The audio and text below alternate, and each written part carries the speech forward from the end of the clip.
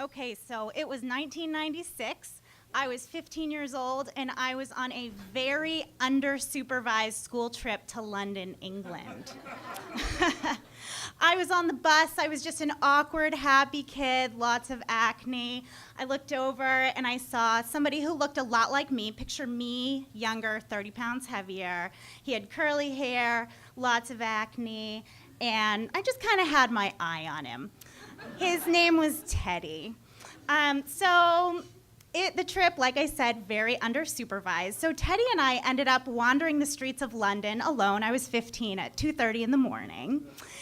And we came across a homeless man with a homeless dog on a rope, and he was kind of slumped up against a building, and he was playing the song Today by the Smashing Pumpkins. And Teddy and I kind of stood there and we listened, and we kind of held hands. And then at the same time, we just looked over our shoulders, and right there in the streets of London, we started making out like animals. And we basically continued that for the next several years. So we got back home to the States, and we just had so much fun together. We did all kinds of stupid stuff. We learned how to skateboard. We used to go to the Salvation Army and pick a color, and then we'd buy as many clothes as we could in that color, and then we'd wear them to school on the same day. So I remember going to school in all yellow clothes the same day. He was my spirit animal. So Teddy was a year older than me. When I was a senior in high school, he went to college in Pennsylvania. We both knew these things don't really work, but we were going to try to kind of stay together anyway because we really loved each other. So he came home for Thanksgiving break, and there was just this really weird energy in the air. And I said, Teddy, I know something's wrong. You just have to tell me what happened. And he said, well, sorry, Sawyer. I slept with Meredith so-and-so. Now, he was at school at this huge out-of-state university, and I knew who Meredith so-and-so was because in 1997, she was the only girl in the entire state of Connecticut who beat me in the mile run. Yes.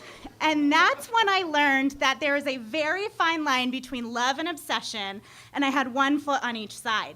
Because part of me just did everything I could to win back Teddy's love. The other part of me did everything I possibly could to passive-aggressively inconvenience this guy. I would leave an open milk container under the seat of his car. I took the letter B off of his laptop. Just these little things that would kind of get him. Yeah, so I wanted to inconvenience him. On the flip side, he was using me as a person of convenience. When a big life change was coming or he was feeling kind of vulnerable, it would be hey, Amy, let's get together.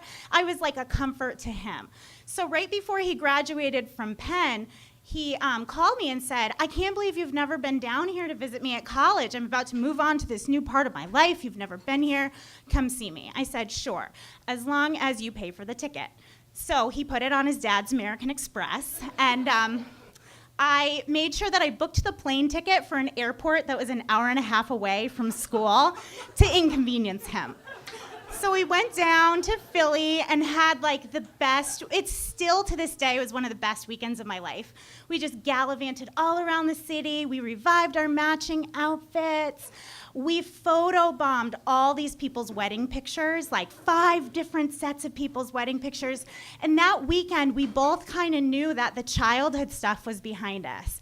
He was graduating college. I had 1 year to go, and we decided next summer we're going to get married. After I graduate college, we're going to get married.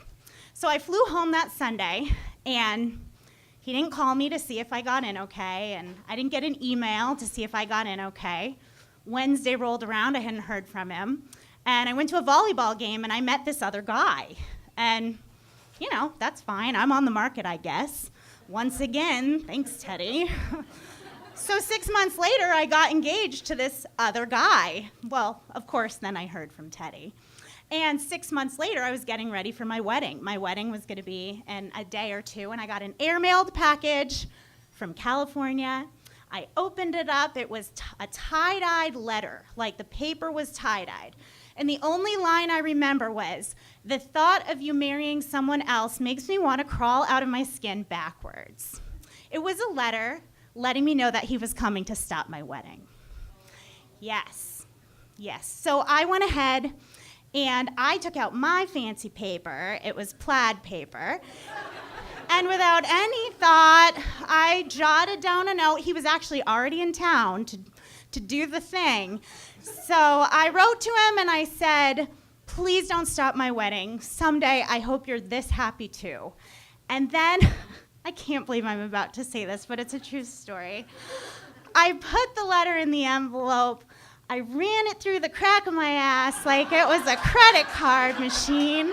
And I left it in his parents' mailbox. And 15 years later, I'm still married to Jared. So.